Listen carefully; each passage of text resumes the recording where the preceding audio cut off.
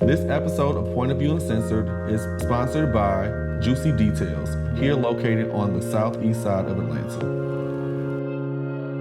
Welcome back to Point of View Uncensored. You're here with your favorite brother, DJ the Great. To my left, we have I'm Dr. J. Dr. Renaissance. and today's special guest is, I'll let you introduce yourself. It's your boy Swain. Appreciate y'all for having me on today for sure. Yeah, we appreciate you for coming out today. So today we have a couple of good topics that we want to touch in. All right, so today we have quite a few topics that we want to touch on, but before we do, we want to introduce and get to know our guests a little bit better. Swain, tell us a little bit more about yourself. So I do YouTube. I run a men's lifestyle and a mindset channel. It's truly indigenous. Y'all can subscribe, check the channel out. I basically just came up with it, man, because losses and stuff that I dealt with in life. I think life is about losing. It's not necessarily about winning. It's how you respond to your losses. It's the characteristic of a man. That's what my dad taught me. So I basically just created the channel. I call it Truly Indigenous because I feel like indigenous is not about the culture. It's more so about getting back to the original state of masculinity. So I created that channel, man, and I'm just documenting my life for it. So, how would you overall summarize your content? Like, if I went on YouTube and it was a category to select, what category would your content fall under? It's definitely Red pill. but it's more so of a how-to channel as well. And when people think red pill, they usually think women. It's not all about women. That's just a small chapter in it, in my opinion. When I think red pill, I think about the truths of the reality, the scripted reality in which we live.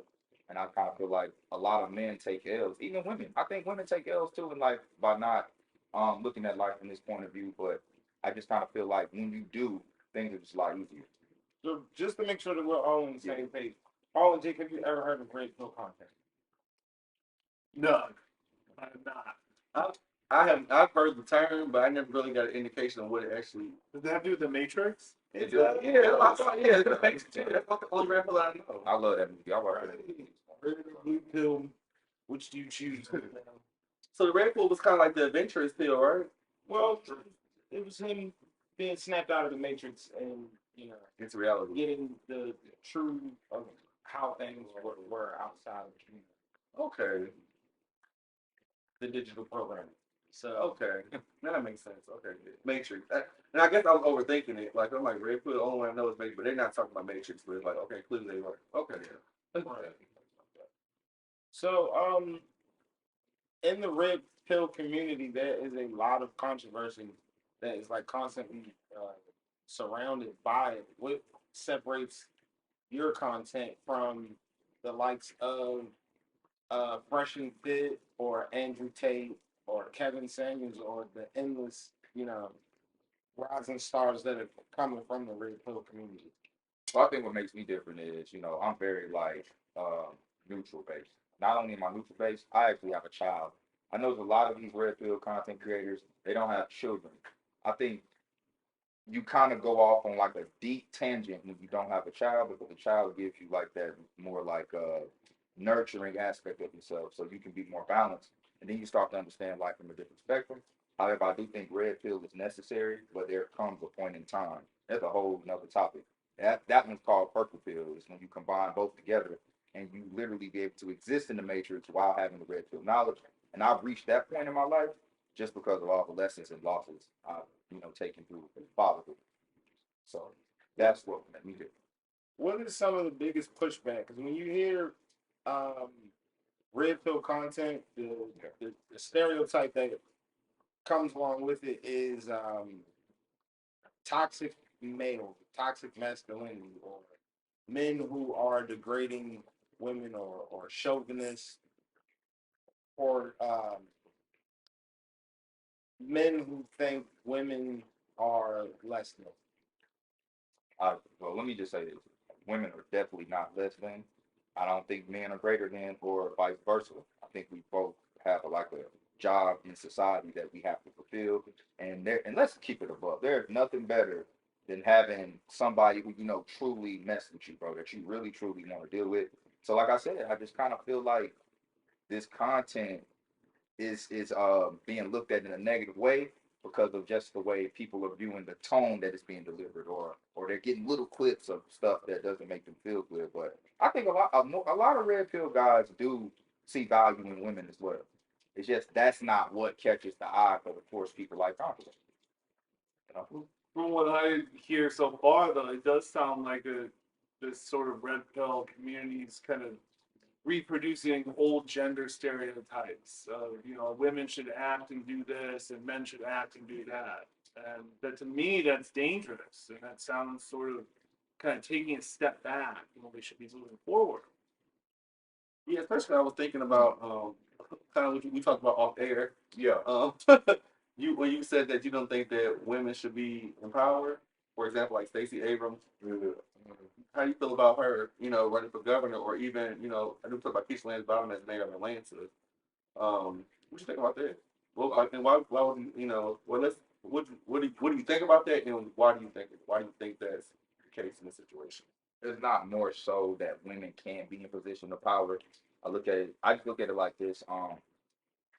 In a masses, like if you were to take the masses of women, right, and you were to just look at things for the bigger picture, I think that more women would be less effective in position of power than a man would, just because their DNA makeup is very emotional. Not to say that men aren't emotional, because especially in this society, in the black culture, a lot of men being raised by women, I think, have a heavy influence on the way that we view life. Like, even if you just look at 50 Cent's son and how he's complaining about his dad giving him $6,700 a month. That's almost $90,000 a year. That's more than the average salary of an American. He's complaining about money that he didn't have to work for. So what I'm saying is that stems from, in my opinion, a lot of women who have the mindset of everything is entitled to them.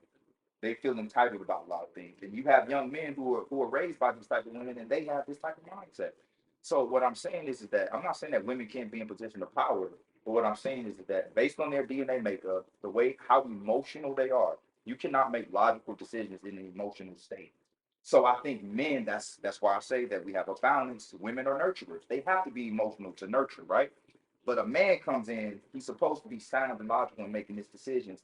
He can make those hard decisions without his emotions being involved. That's how it's supposed to be. But unfortunately, we don't live in a world like that. So I think that's a really, really dangerous way to conceptualize men and women that relies on biology and genetics to make these determinations. There's benefits to being emotional. There's benefits to being nurturing. We wouldn't have as many wars in the world that we have today. Women were empowered, most likely.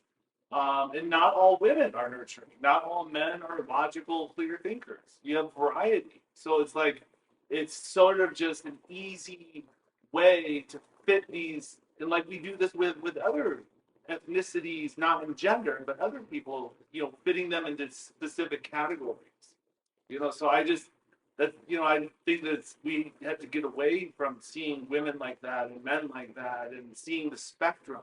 It depends on the person. It depends on where they fall on their emotional level, their intelligence, all of that.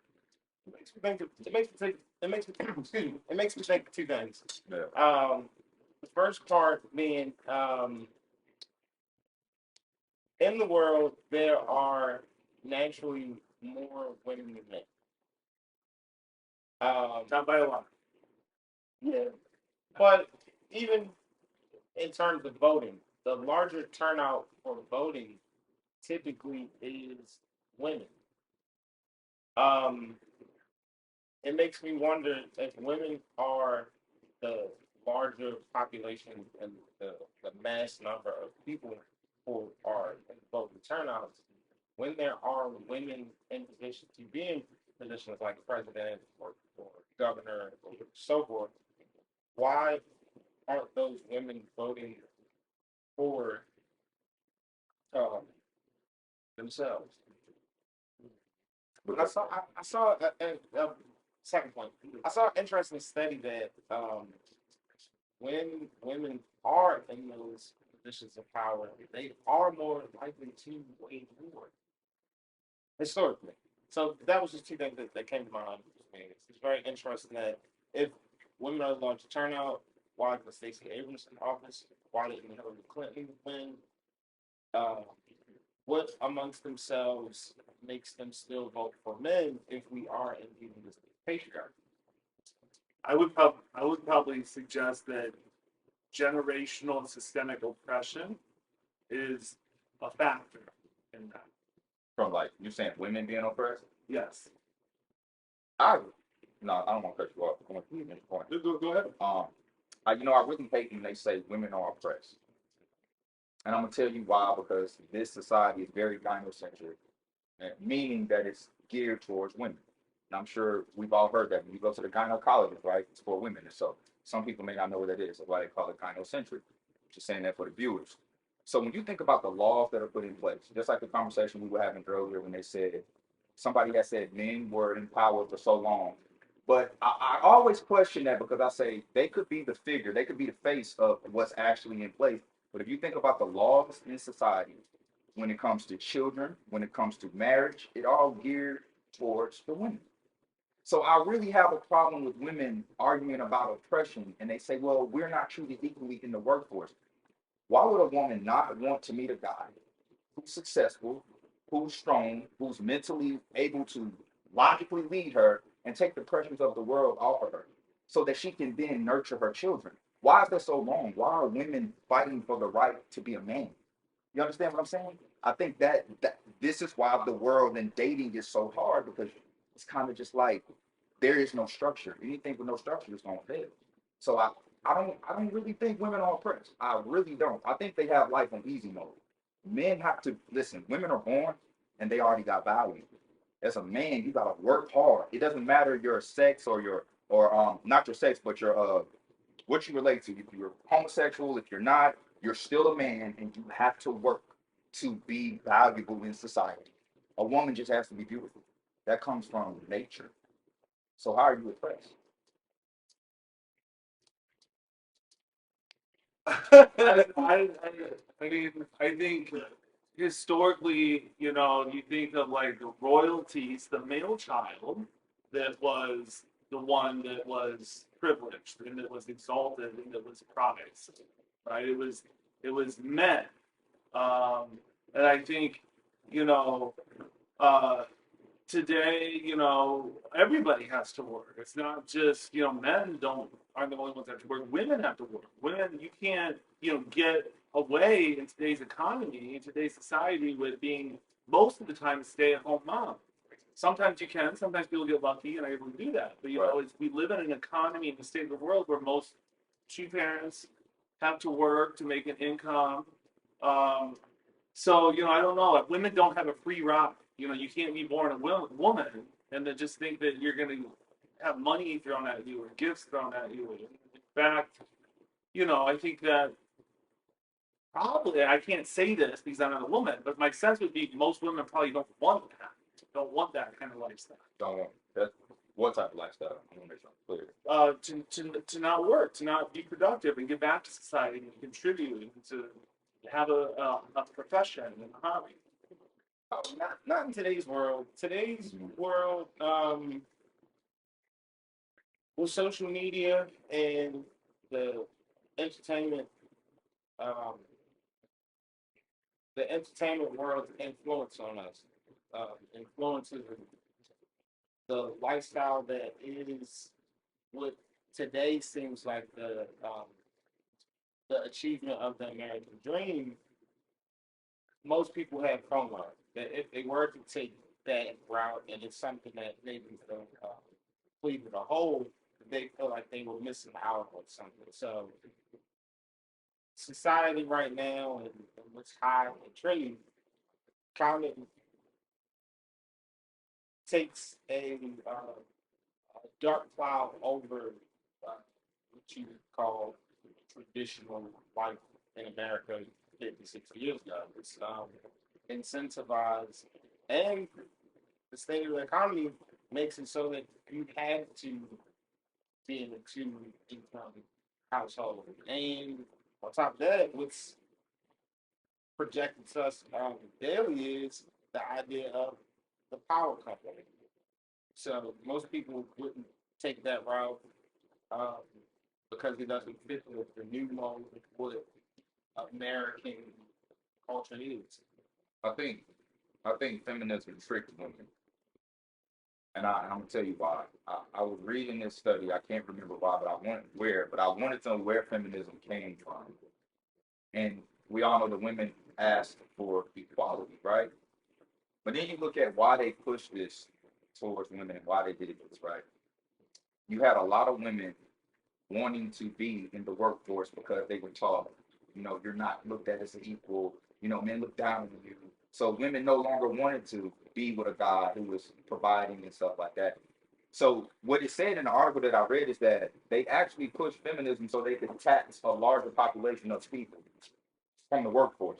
They were able to tax men and they were able to tax women simultaneously. So they sold feminism to women. And now you fast forward to 2022, you have women saying, oh, we're oppressed and we're this and we're that. And it's just not equal. But in my dealings with women, with me dating women, I've never met a woman that actually wanted to pay for dates. She may do it because she feels like, I want to be nice to him, but on a continuous basis, I don't know no woman that wants to pay the bills and let a man live with him. I don't know no woman that wants to pay for dates. And I don't know no woman that wants to take care of a man. My own mother didn't even want to take care of me. She's like, you really need to get out. You need to be on your own. Your mother is the first to show you female nature. So what I'm saying is that women were never even meant like biologically, they don't want to be in position of power. They I don't. don't. Well, I don't think we can. I think we can't speak for women. So I can't speak for women. I don't think we as men can speak for women. And so, I think it's a challenge. I think feminism for me started off with the women's suffrage movement, trying to get the right to vote. Securing the right to vote, and has kind of evolved from there. So we're sort of in the Me Too times. That was the sort of recent component that happened, but it's not a dead movement. I think there's still a lot of activists out there, a lot of research out there, and there are a lot of inequities, and specifically, I think for us, we talked about this on a previous episode, Yeah. is the overturning of Roe versus Wade. I mean, that was a huge milestone in terms of reproductive health for women, and not just that, but who owns bodies, who owns male bodies, who owns female bodies. Okay, and what are women, what are men allowed to do with their bodies? All right, who gets to decide that? The government has more control over women's bodies than they do men's bodies. There's no denying that. I think that the feminism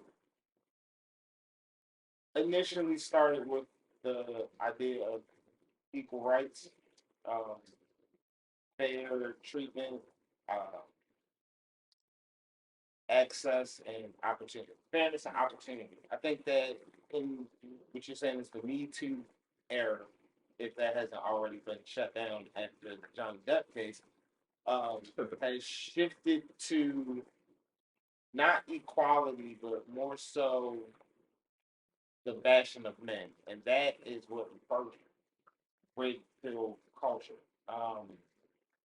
where you hear consistently things like toxic masculinity and things like that. So I think the line and the overall, the original agenda has changed and blurred um, from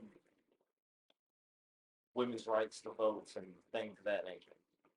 I'm gonna keep it a 100. This is gonna be like a very raw. This is raw. So listen, I feel like birth control and abortion gave women the right to be more promiscuous, and I'm gonna tell you why I say that. If you look back in the day, abortion was not a medical service that was offered. Women had more of a hesitation to sleep with that guy, to sleep with that guy, to sleep with that guy, because they knew the consequences of possibly having a child with a man who may not be there, and also, just not being able to live her life the way that she want to and getting a right start because she made a bad decision. So now when you got women who can get an abortion at will whenever they want to, and I do think that there are as an opposite side of the coin to abortion, but I'm just telling you why I think, you know, it's like women arguing the fact to get rid of their feminine nature of nurturing. Literally, they're this is what they're saying. I want to be able to have the right to kill my child. That's what they're arguing. But I thought your greatest attribute was nurturing, right? And then we do know that birth control does have an effect with their hormones. And I also know, because I know I dated a couple of women that said, oh, I'm on birth control because my hormones are not balanced, right? So aside that, the women who get birth control just so they can have sex freely and be more promiscuous, this is the reason why a lot of them aren't white. Because now the more you become a single mom and the more bodies you have, you're devalued greatly. You understand what I'm saying? That's no, I'm not saying. Am I saying that it's right? How does it devalue the woman? Okay, That's what I'm gonna give you an example. okay. Let's just say you a guy that make $200,000-300,000 a year, right? You can have any woman you want. It doesn't matter what you look like, because as a man, our value is not in our looks. It's what we bring to the table and how we provide and the value we bring. This is why you can have a man that's not attractive, they can have a dime piece, right? See if Oprah can go get a super attractive guy. I don't know too many guys that want to sleep with Oprah. That's all I'm saying. But what I'm saying is this is what I'm saying. I'm gonna talk about the devaluing. If you're a guy of that type of caliber, right? And we already talked about being more successful and take the stresses of the world off a woman's shoulders. So when you have a child and you got all these bodies, as a man, would you want to take that woman as your woman, or would you want to go get a woman that's childless, very feminine, not promiscuous, or do you want a wife that only fans lead chick? It's almost like a credit score. You got to think of like being successful as a man is like a credit score. If you got a great credit score, you ain't gonna go buy a car that's got 100,000 miles on it. You want that new range you can pull off the lot. And I don't think women are understanding that this hookup culture is literally affecting them. It's going to in 10 years, 15 years, it's going to backfire on them. Yeah, y'all go ahead. So I just have to say this it seems like a really big double standard. Men can be very promiscuous and are oftentimes very promiscuous, We are. but women are, by your logic, aren't allowed to be like that because it kind of violates their, I don't know, their femininity or their sanctity or something. It makes them less female in a certain way. I didn't say they were not allowed.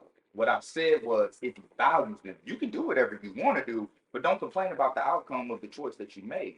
Because as men, just keep it above. Women love guys that other women want, bro. That's why you can the guy that's labeled as a hoe sleeps with all the women because they all competing for the same dude. Sleeping with women does not devalue you as a man. It actually makes you more sought after. I'm telling you. Even though women may not admit it, but they always try to be like, you know what they say? I'm gonna be the one of his wives.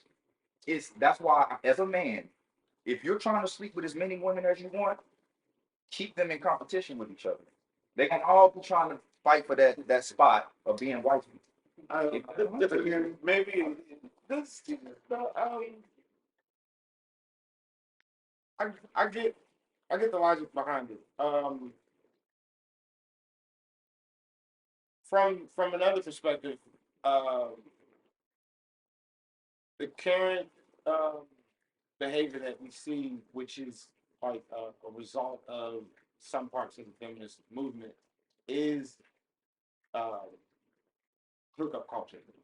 So part of that message is that there is a liberation through your sexual freedom. Your freedom to have as much sex and hookup without consequence as you please. But in reality, like just breaking down that phrase, sexual liberation, your sex isn't actually setting you further away from being oppressed.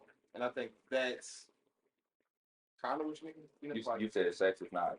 They're being sold on sexual liberation. So them and their sexuality and the amount of sex and hookup that they would like to have Right. is like a direct correlation to separation from oppression. So it's freedom. So me having sex and just living a life which is really um, equality in the sense of, well, since this is what God has been doing while we were in the house, is allowing me the same freedoms of a man. When in reality, your bedroom practices aren't making this group or any group any more free. You know what I'm saying? They're already So free, though. that's my that's thing. the pitch that they're being sold on. They're being sold that um, it's like the matching of energy. So Yeah. if you do it, I can do it, and because this is everything that's in the category of male, if I take on these same attributes, then I have the same freedoms of male. When really that's it has nothing to do with their actual freedom. I think that's the biggest lie that's sold with a large portion of what we identify now uh, as feminism, like slut walk or Me Too and things of that nature. On the other side of it, for proper balance, uh, when you go into the idea of finding someone to marry, the more you practice something, the better you'll be at it. So, me indulging in sex and variety of people, when I do choose to finally settle down, I am an expert at having sex with multiple people.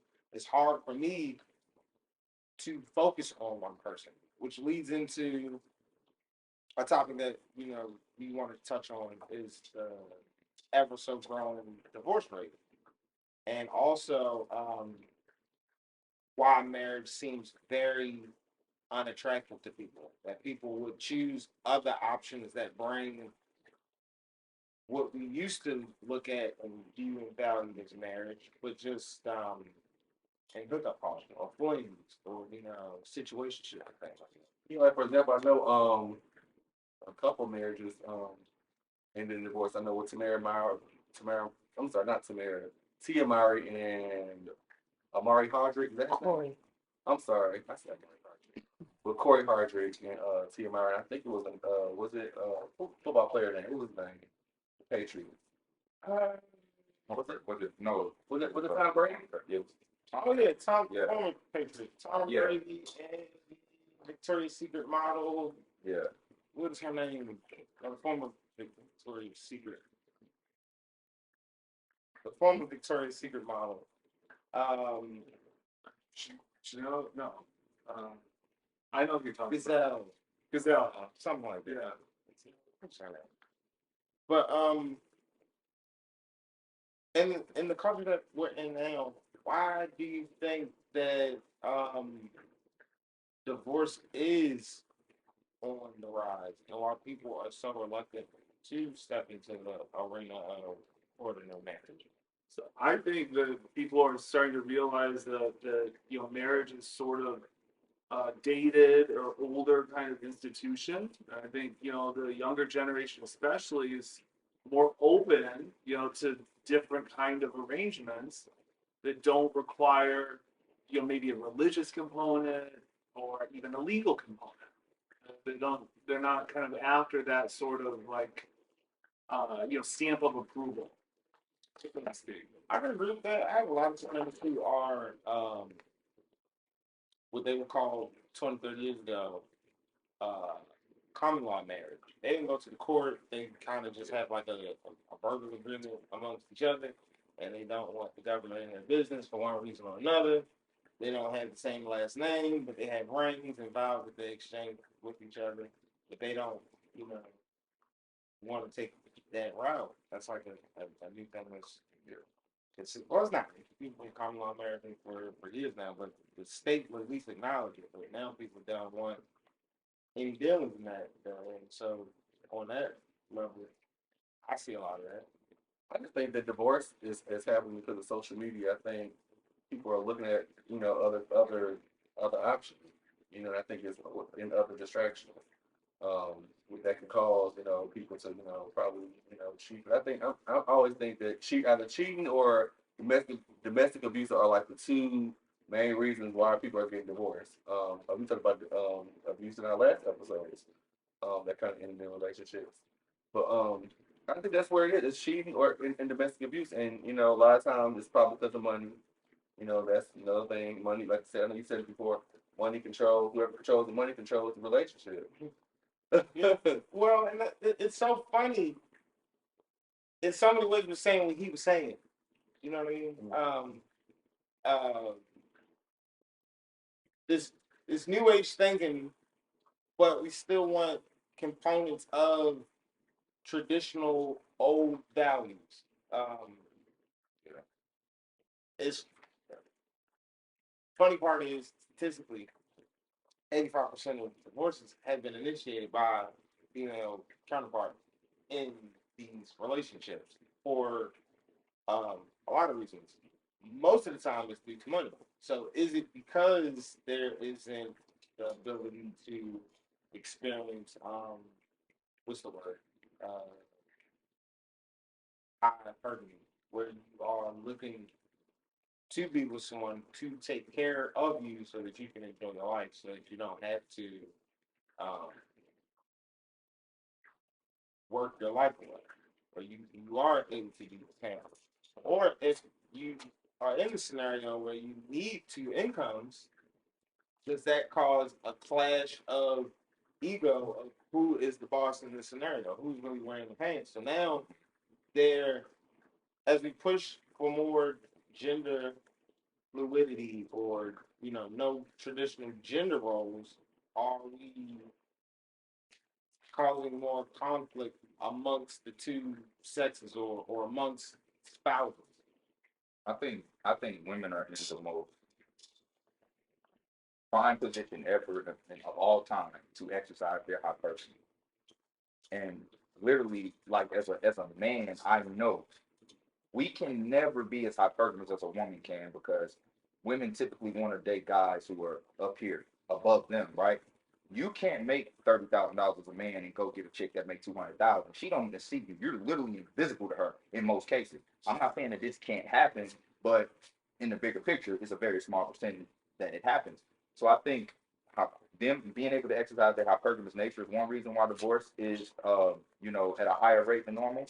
And I also think that having too many options, which is a derivative of their hypergamous nature. And what I think is more so, like he said, is the end goal. They understand now that they can be hypergamous and get rewarded for it because of the gynocentric ways of society, which is why I'm anti-marriage. Now, I'm not anti-bond with a woman because I think that's the greatest bond you can have on earth. I think women are amazing, and at some point in your life as a man, you're going to have a woman in your life. I don't care what you say, because if you think about the game of chess, you can only move the way you want to move when your pieces are set up right, and then that queen can do whatever she wants within the game of chess, right? It's kind of like that as a man. Once you set yourself up, then that woman comes into your life, and then she becomes a luxury instead of a tax. So I think now women are starting to understand the reward from the gynocentric way of society, and they're using it. And I mean that's just what it is. They don't. Marriage is not about love. And in all honesty, it's never been about love. But it's really not about love now. Now it's about the gain and the end goal. So if I were a man who was looking to get married, I would seriously consider the marriage law. And honestly, I just wouldn't even do it. It doesn't benefit you. Marriage has no benefit to a man because whatever you can get out of marriage, you can get with just common law. Even you don't got a common law. Y'all don't have to live together. You can still like get benefits, but it does benefit the children living under the same roof. So I think that's where the So everybody here is about 30 years old. On one side and on the other side, how do we see things panning out in our later years? I don't think that generation X, Y, Z, millennials, I don't think any of those groups of people have enough learned experience or data to see what is the what does life look like for me in my later years. I think that was the the standout principle of finding somebody that you can get over with. And there are um, huge pushes for or huge advances in uh, people living polygamous relationships or people, every form of dating somebody. How does this pan out 20, 30 years when we're 50, 60? Our bodies are downhill. We have retirement. We don't have retirement. We have just a cat and a dog. We have kids that are um, in split situations. How does all of that pan out? And do you think this generation is, or these groups of generations are thinking that far down the line? I don't think they're probably thinking that far down the line, but I do appreciate the drive towards different arrangements, that aren't the traditional monogamous man and woman.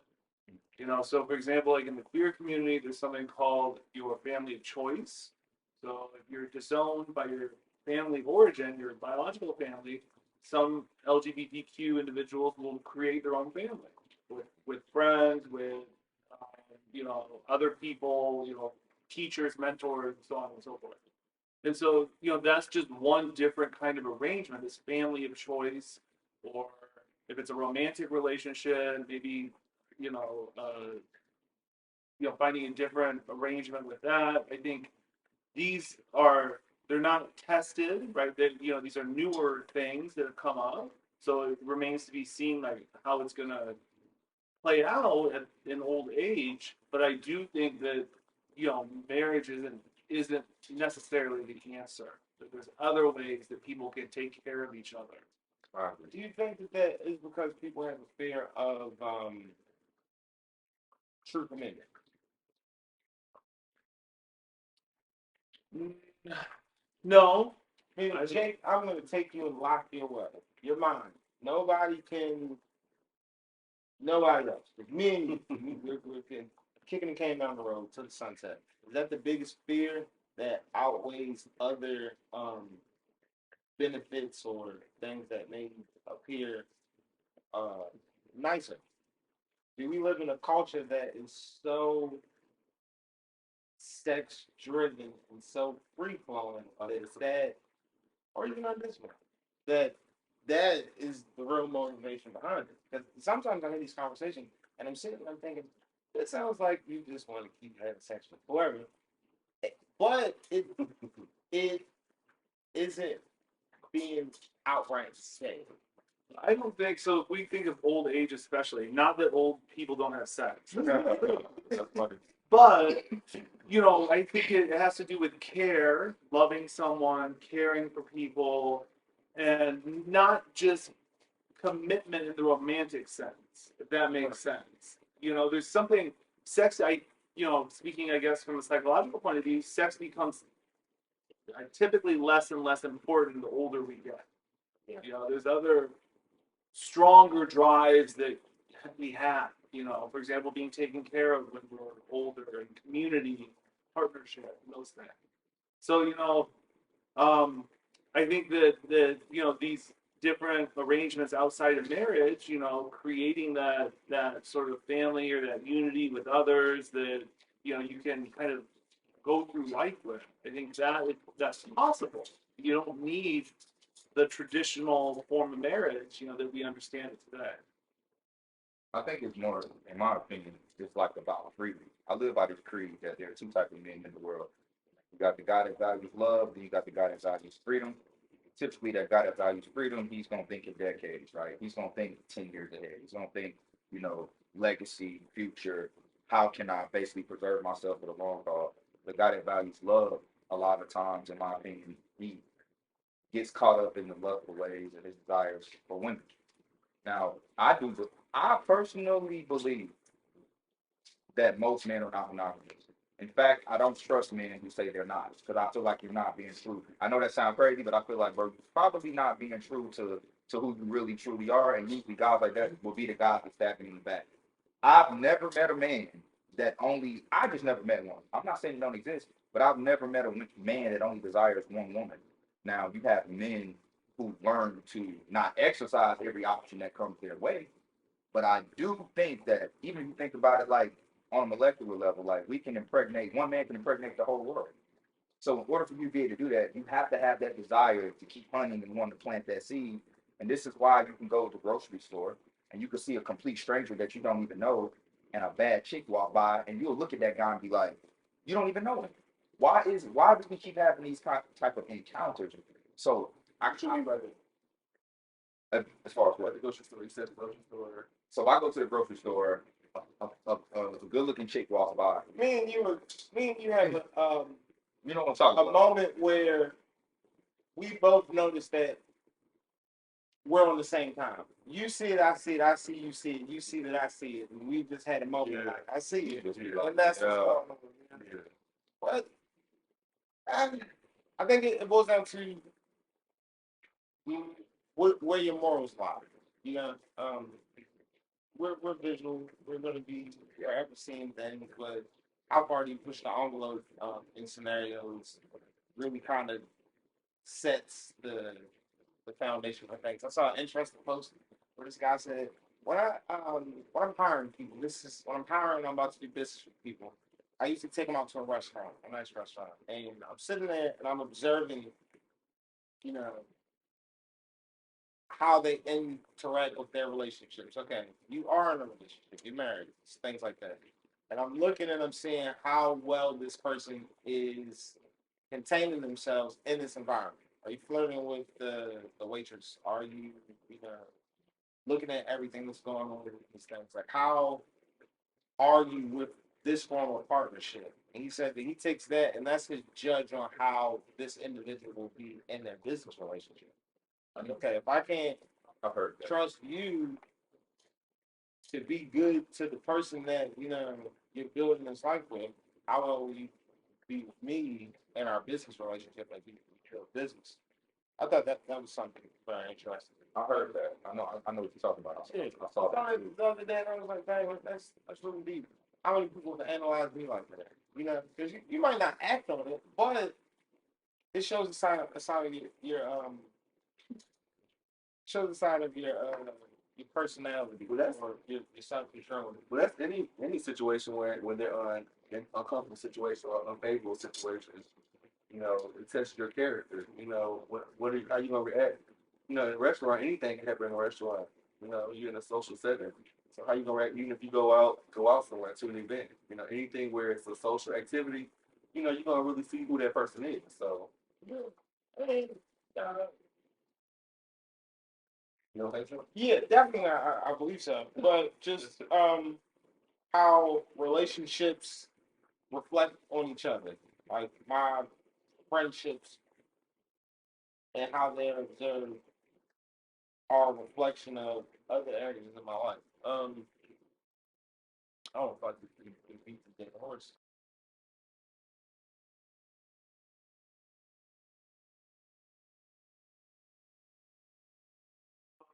Um, the Biden-Harris administration Right. launched the beta application for the student loan forgiveness process.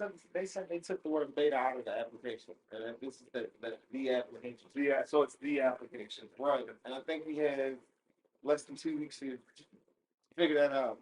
But Yeah, I got an email about that. The forgiveness because I'm a public servant. The public service, I think they have first priority in getting loans forgiven. It's like a public servant loan forgiveness. You have your supervisor fill the form out, and then you have to scan it to your loan servicing company, which I think Mohema is the new company now. I think they kind of done away with the other loan service. I forgot what it was. wasn't Saturday. No, Sally's been going. It was another one after that. Navi. Navia, yeah. So they did away with Navia, and now they have Mohema for, I guess, public servants. But I think October 31st is the last day. But they did say if you did it already, you didn't have to do another application. Because some people were saying there were another application you had to do on top of the original loan forgiveness application. So it is kind of confusing what's going on. I know some people think, all this is because the election's coming up. October 31st is what we You have a hard time convincing me otherwise. But what are the stipulations of Paul? How does this work exactly? Are you just going to like, okay, I fill out the application. I don't have a job. Do I need a job? Well, it's two types. So I know if you were in school and you got federal, if you have Pell Grant, you get 20. You automatically get $20,000 off. If you receive Pell Grant while you're in school, if you didn't, you'll be eligible for $10,000. Okay. If you make under a certain amount. Yeah, I think like under 130. yeah, $100 and something thousand a year. And then also on top of that, but that's different than the public service loan forgiveness. whatever you have to be working for at least a certain amount of years, probably like 10 years before you get it forgiven or something like that. So if you went to school for a lot of years, you have a lot of debt, you make a lot of money. You don't get a lot of money. You don't get any money. Oh, Bastards. If you went to school, you didn't spend a lot of time in there, and you probably make less money. You get one. you get And then the simple application, how difficult is this application? Super easy. it's easy. Yeah, you don't have to put in your social. You don't have to put in. And it kicks right in, automatically gone. It's sponge like a bad record. Well, I guess in the process, I don't know, but people always are getting forgiven. I can honestly say that, like, I know, I'm speaking for myself, but and I'm still not all the way, sure, because it might pop back up on my credit report. But it has came out of my account. It has came out of my report. I just talked to my credit person and he said it's still not on there. So I'm like, okay. How Sorry. long did this take? I mean, I think when they switched over services, like I said, they switched over It's services. still up there. So I think that's part of that whole situation too. So, I guess we have to wait and see. Like, Is your credit report, is it, if you freeze it? If you freeze it, bro, they can't never put it back on there. oh, okay. You can lock. Yeah. Yeah, if you lock it, and it's really illegal for them to do that anyway. For them to report your what you owe without your permission. So the biggest kickback is there are people who spent their hard-earned money paying off student loans, and they're not happy with the fact That's that there are people who've been dodging for years, people who've been paying the minimum for years that are just going to get all of this assistance. Is it fair? Should they have something in place for people who went about it in other ways? Or is it just the cost of doing American business? It's the cost of American business, but it's not fair, and they should get reimbursed something. So If they you gonna paid do it that, off and you had a Pell Grant, they should send you $20,000. they should send you something. Until they're gonna do that, please. That money probably already spent already. That's crazy. Yeah, I mean, it happens in all areas of life where you do something and you miss opportunity, and you are looking at those who were able to take advantage of it in whatever scenario. But I can feel the hate that I probably feel if I did. I feel what. I think there's ways to justify it though. I mean, the price of tuition, compared to 10 years ago, 20 years ago, has gone up just insanely. Colleges are charging so much money. There, of course, now we have the inflation issue. We have a bunch of different economic um, impacts that are affecting people with student loans. That these are people that have tried to better themselves in college and have tried to live the American dream. So for me, it's a way, I think, a nice gesture by the Biden administration to kind of and not just that, but Dr. Jill Biden, is an educator. And so I think, as a teacher myself, seeing that gesture by the administration, I think, emotionally means a lot. And of course, my Okay, go ahead, dude. Go ahead, start it off. Well, no, I wanna go back into when we were talking about I won't answer the question. Okay, go ahead. So answer. So go ahead. So She can ask me. yeah, go ahead. So ask the Oh, question and then So answer. yeah, so in y'all hold on, let me make sure. Let's figure out a way to frame it. So it doesn't Yes, of course. come nowhere. Stop. Alright. You asked how to do it. No, I'm saying No. a cool way to frame it. That way, it's just not like that random that it turns into like a Yeah. behind the scenes. Yeah. So frame it. Yeah. So how I'll should just make it a real chicken instead I mean, that bitch a real. Okay. That'll make it a real. I don't wanna organize. All right, cool. All right, cool. Bang. Y'all don't organize So, y'all thoughts. Again, go ahead, BJ. all right, so for this next segment, we're going to do something a little different. We are going to do rapid fire questioning from our off camera representation of the female population. Go right ahead. All right, so Swain, in the actual podcast, you had mentioned that women, and let me know if I'm wrong, in this generation got it easy. And I wanted to know, can you go more in depth in that as to why, when it comes to laws, uh, women has it more easier, or we could just, I guess, lay back and don't have to worry about um working or right? Is that was what you was Yeah. okay, well, can you go more in depth with that?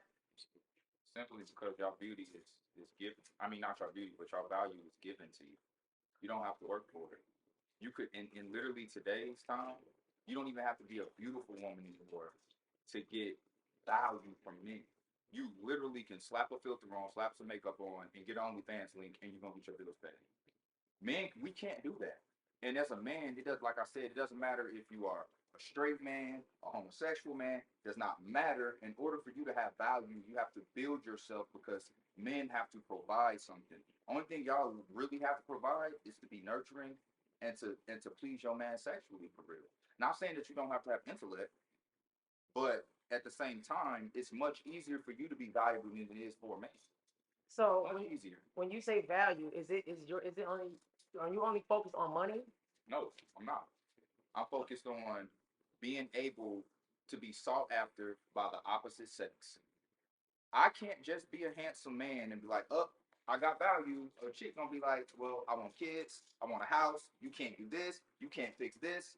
I'm over you. But for a woman, I could be pulling up in a Benz and pull up at McDonald's and see you behind that counter, fine as hell, and guess what? You're going to get a shot. It's not like that with guys. So when women say that men, it's easier for men, it's crazy to me. Who said it? What women said it was easier? A lot of women do. A lot of women say that. They say that, oh, guys have it on easy mode, but being a woman, you don't understand. You guys don't understand. We're so oppressed, and you're not oppressed. You literally have the world in your hands. So didn't Malcolm X, a black man, didn't he not state that black women are the most neglected and disrespected in the world? But y'all disrespect and neglect yourself in society today. How? Because you get on the internet, your greatest trick is bending over. Like I said, because y'all know where y'all value really lies. If that were the case, BBLs wouldn't be so sought after. You wouldn't get on Instagram and see women bending over. I literally watched a chick on my Instagram go from 200 followers to over 30K followers in 6 months. You know what she did? Bent over. So what was the take on women being disrespected before social media? Because we still were neglected. Thing. This is what women literally did. Mm-hmm. Y'all literally fought to have the right to not have life on easy mode, and then complain about it when you feel like you're no longer, looked at as equal. Was it easy mode or was it freedom? Freedom for what? Freedom What to were you live, trying to free freedom, yourself freedom. from? But for one, like I would not dare ask anyone, not just a man, anyone to tell me how to run my body. There's that no government, no law, no alien, no dog, no one has that right to tell me anything about my body. That same thing. And even on black men's side, it kind of reminds me when the police stop black men. They have no right to obligate your rights. Like that's out of the question. Like I don't think it's about. First of all, I don't think that you're right. I don't think that nobody should tell you what to do with your body. That's not what I'm saying. that's what's happening though. But it is what's happening. But what I'm saying is that I think that there's benefits on both sides of the coin.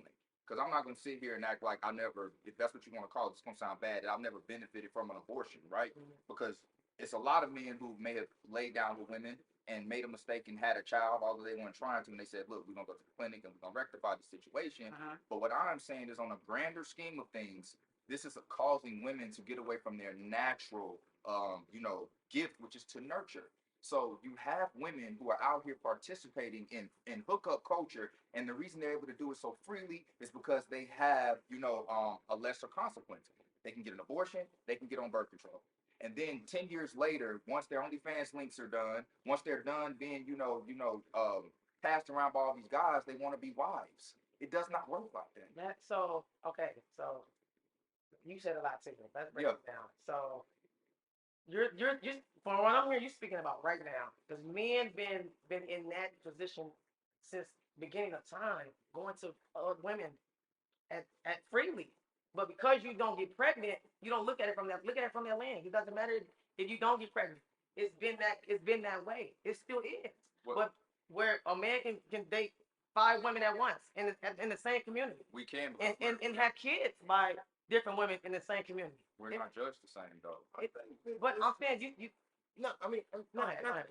I think that what it boils, I think that we're dancing around the idea of two points.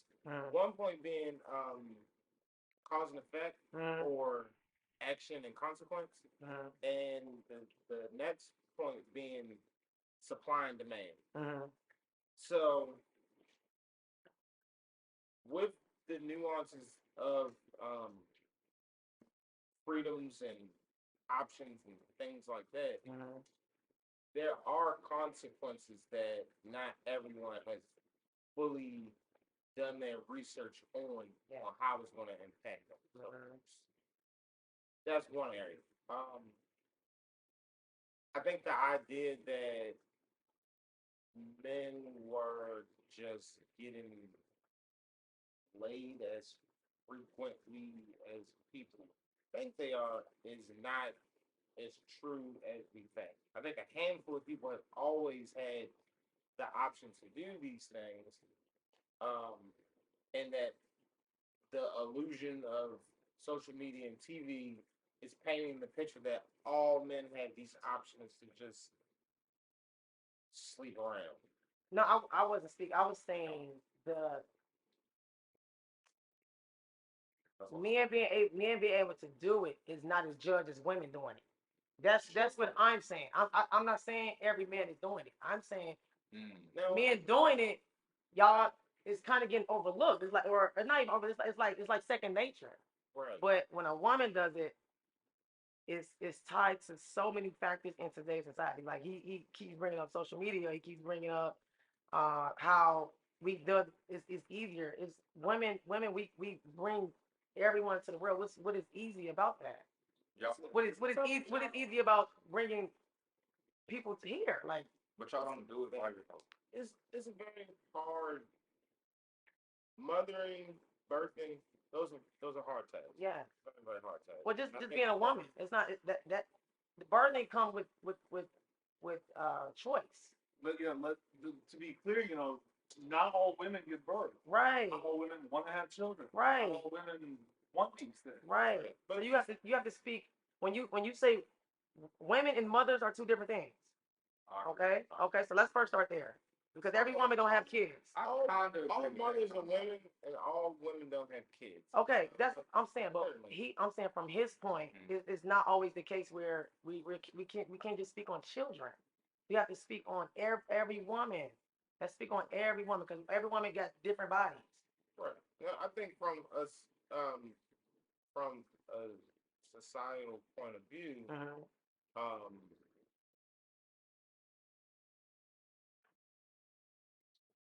prior to the merging of or the blurring of lines of gender roles, there were two separate cultures. There were like the culture of men, and men did this, and then the women went to themselves and they did their own thing. And that's we merged further together through workspace and ideology and everything else.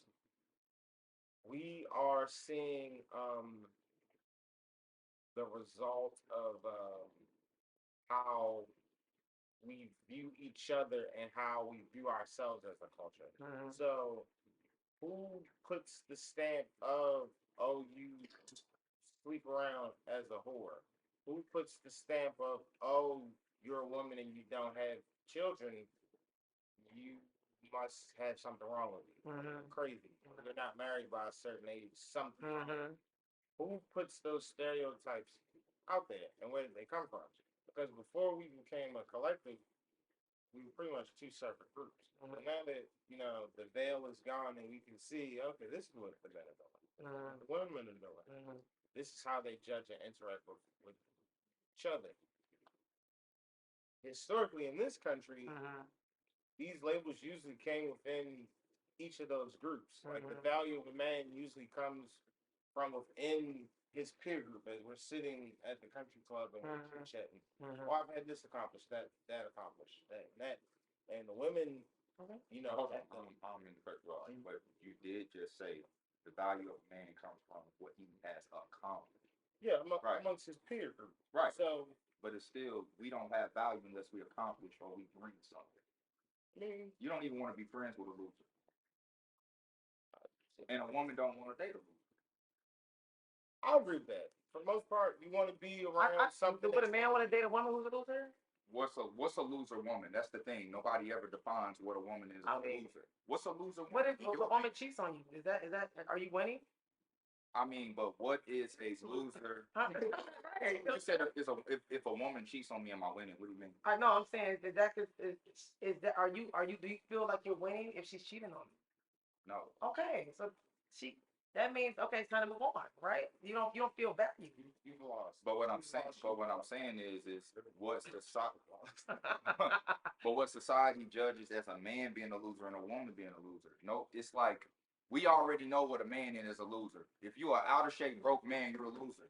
You could be an out of shape broke woman and still be successful. Okay. Do you understand? No, I do understand. That's not the same. Okay, so I think the beauty of it is showing how we as the sex war. yeah, So the sex war has pretty much shown that men have it bad as well. That's what I'm gathering from it all. It's this idea that men have it so easy and that women are oppressed. And there are a lot of guys who feel like, hey, the standards of society for being a man is very tough as well. And these are things that make me feel less than, make me feel as if, I'm not worthy, or a man, or the stereotypical man has to have A, B, C, D, E, F, G in order to be accepted in society and not fit in this loser club. so it starts with self for one. I can't make you feel like a winner. You have to. That's called confidence. That's called esteem. You can only do that for self.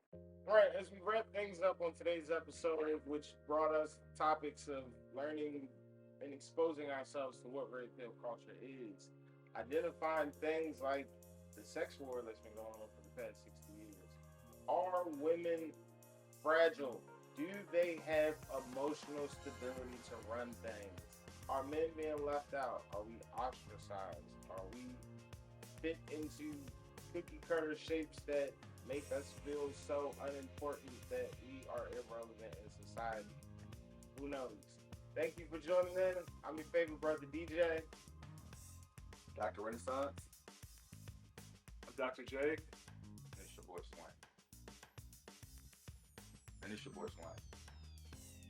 So feel free to please follow us on all social media platforms and also add Amazon Music to the platform as well. So congratulations to Point of View Uncensored for adding another platform to our show.